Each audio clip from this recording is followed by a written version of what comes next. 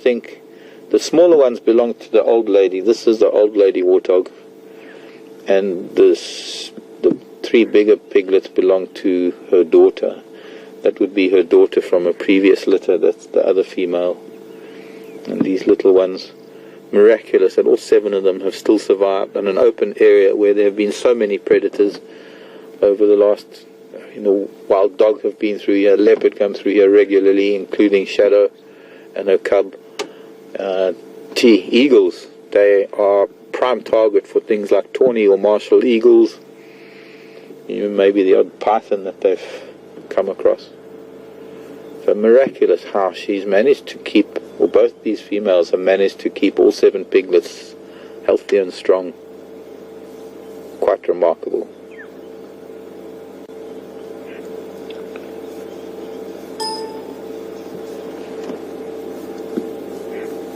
Now you can see just below her eyes, sorry Brian, just below her eyes are her pair of warts. The males have got 2 big warts lower down closer to their tusks. And the warts are there also to help protect the eyes.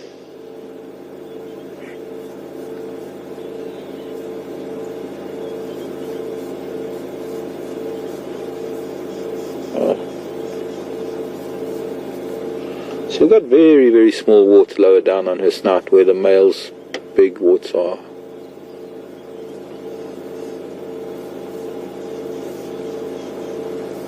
And I think these youngsters, I'm sure there are little boys amongst them. In fact, I can see a little boy, 2 little boys. I'm sure they might just be a little bit too young to see the warts on them.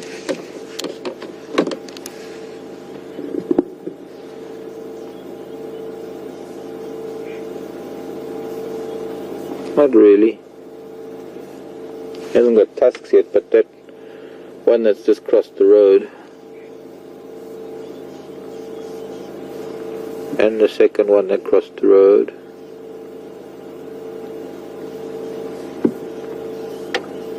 Two at the back are little boys, and one at the back on the left. He's even got a scar on his rump already. But they're already showing signs of their warts lower down on the snout, as young as they are.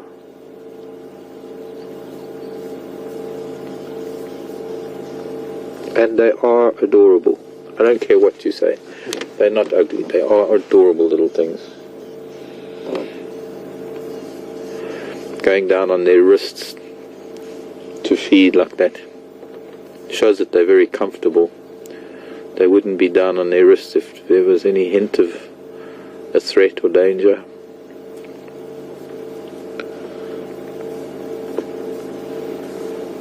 People call them knees, but they're not knees, they're wrists.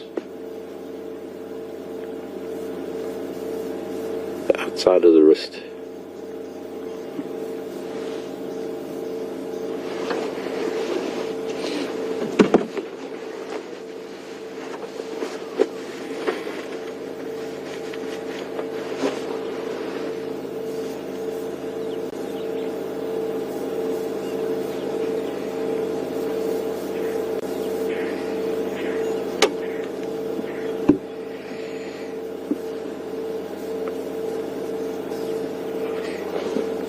Radio seems to be a bit crackly. Somebody was asking whether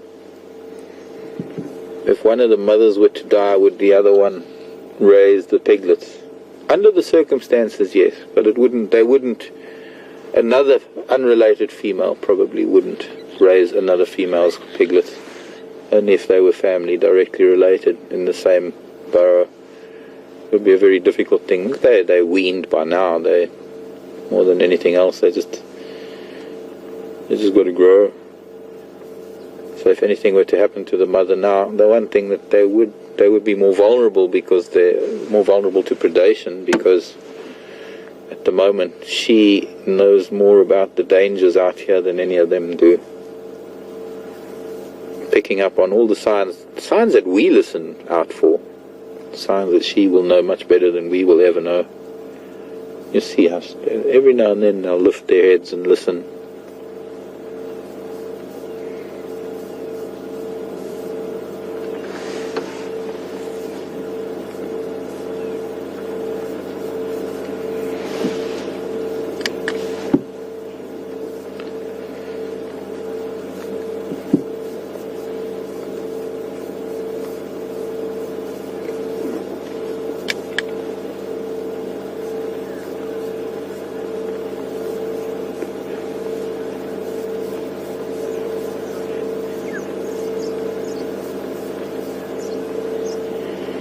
Rena's asking what age, and thanks for the tweet, Rena.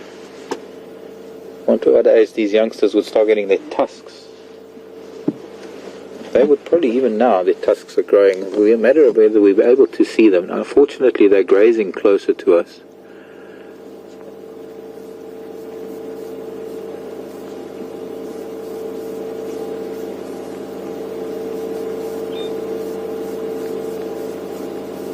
Maybe it is not protruding beyond the lip yet, but the teeth would be there. The tusks would be growing already. First time you see them is probably only by the time they are going on a year, 10 months to a year. They're probably going on 6 months now, these little ones. Born in, or 5 months. 4 to 5 months. They were born in December, early December.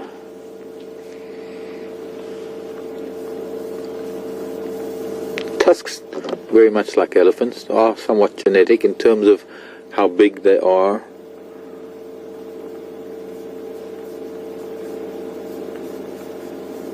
And they are used as tools.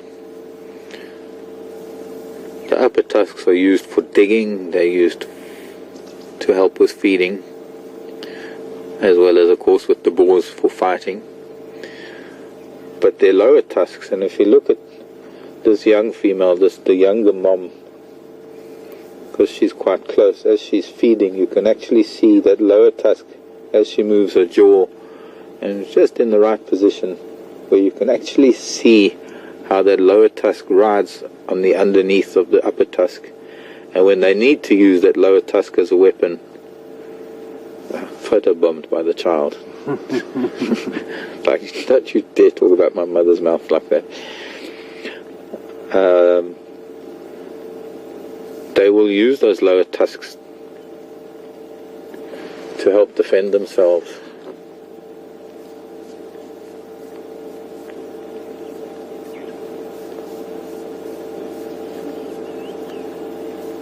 Oh, I'm seeing a lot of flashes of white tails way down the bottom end of the airstrip.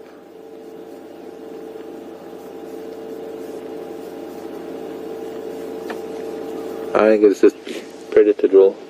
Impalas running around like they were at Gowrie Dam. Cool temperatures, they have a bit of energy to burn.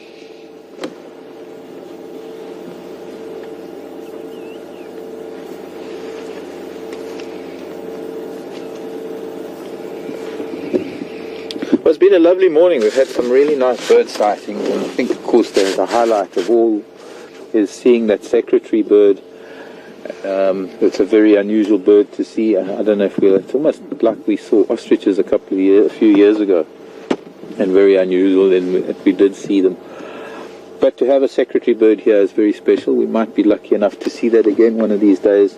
But for now, however, that's probably about the highlight for me. Had a lovely morning. I mean, the birds have been great. The warthog, it was so great to see the one that we didn't see so well, and thinking of these and coming to see these warthog. As far as the other bigger animals are concerned, we're going to hopefully look for those this afternoon. I'm hoping that also, I'll see if we can bring out Brian's mom's skull, the wildebeest skull, and we can chat about that as well. So I should be out this afternoon, and I should be seeing you all at about 3 o'clock Central African time. Thanks to Brian on camera, and thanks to Nikki back in Final Control. My name is Mark, and we're going to sit and watch this family of warthogs come by.